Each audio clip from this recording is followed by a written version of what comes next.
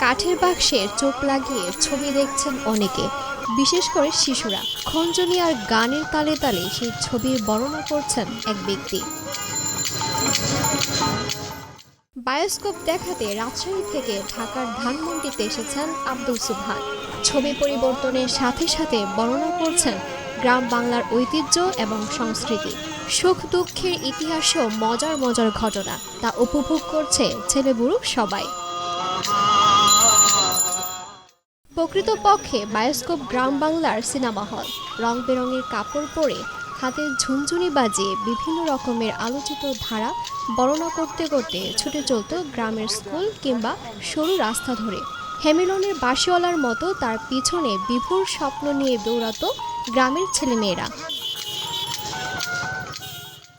বায়োস্কোপওয়ালার এমন ছন্দময় ধারা বর্ণনায় আকর্ষিত হয়ে ঘর ছেড়ে গ্রামের নারী পুরুষ ছুটে আসতো বায়োস্কোপের কাছে।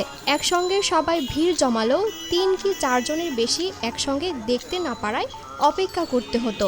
সিনেমা হলের মতো ১০০, এরপর আবার ৩ বা ৪ জন নিয়ে শুরু হতো বায়োস্কোপ। গ্রাম্য মেলাসহ বিভিন্ন এলাকায় ঘুরে ঘুরে প্রতি শো ১০ টাকা করে নেন রাজশাহীর আব্দুল সুবহান। ডেস্ক রিপোর্ট, ভোরের পাতা।